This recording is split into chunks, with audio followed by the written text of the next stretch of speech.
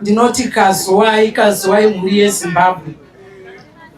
Magigweshe amai tanu ndikutadza kutaura nekudedera nekurwadziwa amai Macheso amai Mumake. Ndikafunga kwatakabva kunoshupa. Tairara pasi nemukadzi wamuri kuona nababa vari pano naMacheso. Tairara pasi tichisenzera sadza nepekurara. Kusvika nhasi zvakunakidza. Ndinotenda mukadzi uyu nokusimba kwawaita kusvika wapedza basa. Wapedza basa Magigweshe. Ndiyakandidzidzisa kutamba mukadzi uyu kuti gumbo rinosumudzwa richidai. West inonzwai.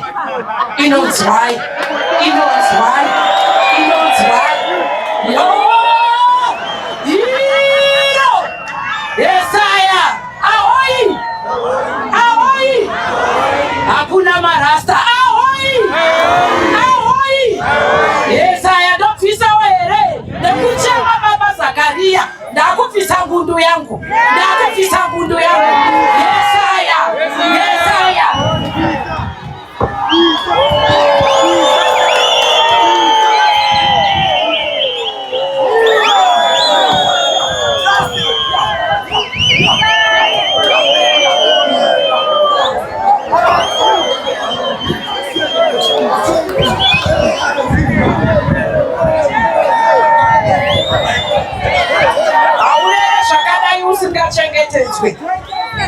Ndairaumbizwa kuketa nemukadzi. Zvikanzi rudo kunotazotsvaga basa. Hatina kuinga magaisi. Ene zvechokwadi akandichengeta kusvika nhasi. Ndatokirarawo futika. But ndiripo. Chakashota chipa ndiri. Yesaya. Iro basa racho chaverengwa nenyika. Yo!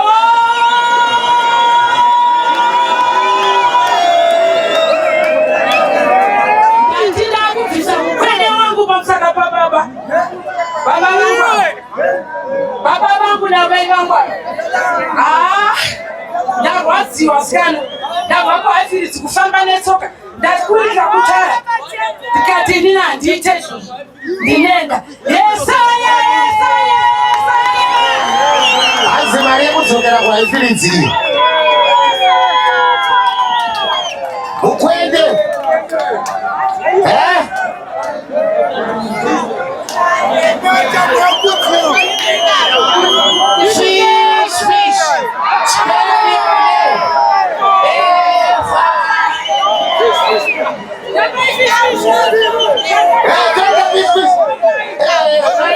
Fish. Fish.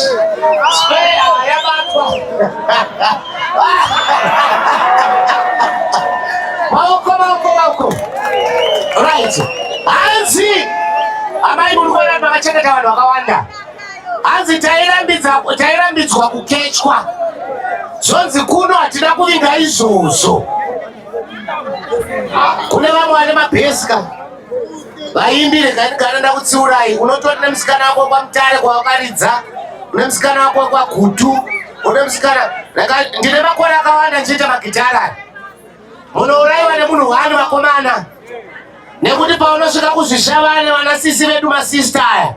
Ane klani yavo anotoziva kuti wangu ndidhirama. Saka madhirama yese munouraiwa nemunhu wani. Andoudza chokwadi. Madhenza yese munouraiwa nemunhu wani. Nekuti wekwaZakaria akauya nezuro akatorwa nasisi vamwe chete. WekwaMacheso ari kuuya mangwana achatorwa nasisi umwe chete. Saka munofa. Ngatidzidzei kuzvichengeta tisvikewo zera rasvika mudhara. Ameni. Madzimai 1 minute zita rako wotaura shoko rako 1 minute. Amen. Matambudziko muri yeZimbabwe. Vamwe vangashamusike kuti mai havativazivi. Ndinoimba nemwana wangu anonzi Talent kantiyo anoimba neThe Humble Singers. Akundikana ati mai ndimondimirirawo. Ndoti mumatambudziko muri kwaZaka. Ndinoda kutaura ndichiti nini mwana wangu achiri mwana mudiki ane 21 years. Ndiri kutaura kune madzimai vane vana vakomana. Mukaona mwana achiita zvaanoita, kurudzirai chipo chake. Ini ndokurudzira mwana wangu. Ndinoti inyasha kuona mwana achienda kuchechi mukomana. Amen.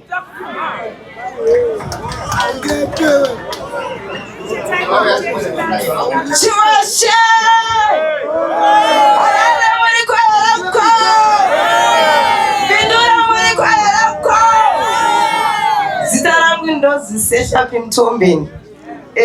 Ndakaimba nabadzibaba song yeCovid. Mondiregera vhosira mburi ari kusheshera nasi.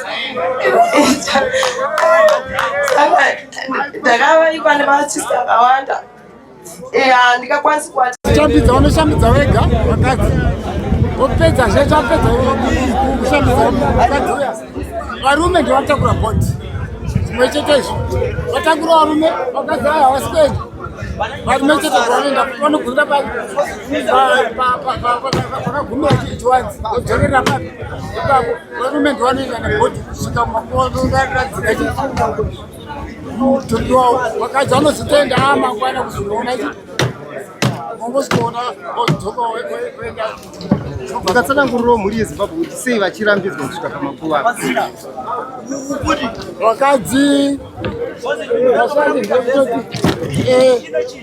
vasasvike pamakuva ndozvandasana kudzoti havashandi basa, havana basa ravanoshanda kumakuva ikoko, havana basa ravanoshanda, havana kusashanda iwo, havana basa ravanokwanisa kushanda kumakuva. Ndosaka iwo vanongogumira kupi kumakare kumba unokunakuchiwa chete. Ndosaka maiona isusu apa hatina kushandisa zvatinoita ipapo apa mutumbi wedu wanga usingambofanirwa kuoneka pakuisa mugomba uku, wanga usingatomboonekwe nenani, tinenge takavhara pasi gumbezera tovhara tenyu imimi gumbezera raizobviswa zvaitwa zvese zviye umu zvatopera zvese, munhu angoona gomba vanenge basara munhu achaoneke kuti ari kuti pane mumwe mubvunzo inobvunzwa nevanhu zvakare. Pane mumwe akamboshayawo kuhwange kudhara ikoko takazongonzwawo dzanyaya chinzi vanhu vechimuslim vakashaya vanobudikira kune imwe nyika. Mungataurawo mhuri yeZimbabwe kuti ichokwadi here chiri kutaura? Hakuna munhu akatoshaya, hakuna munhu anobudikira kune imwe nyika. Iko kunyepa, iko ndokunonzi kunyepa kuri pachena. Hakuna munhu afa atofa saizvozvo, atofa hapana anozonzi anobudikira kune imwe nyika, hakuna. Aya ndo anonzi manyepa. Tinotenda. So mashoko enyu ekupedzisira takatarisa kumhuri yekwaZakaria, zvikuru kunyanya vana veZimbabwe vari kuchema panguva ineyi, angava api mashoko enyu enyaradza? Mhuri yekwaZakaria ndinoti inini mucheme netariro nekurasikirwa kwataita se uyu Zakaria. Inini Zakaria, pandiri naZakaria tiri mukoma nemunen'ina pakuroora, takaroora kumwe chete. Pandiri panapa tiri mukoma nemunen'ina naZakaria, saka neno futi ndiri kutochema, ndarwadziwa zvikuru nababa mukuru wangu, ndiri kuchema. Saka tinongonyaradzana nemadzimai edu nevazukuru vedu nemhuri yedu yetese, tinoti tose tochema nditariro.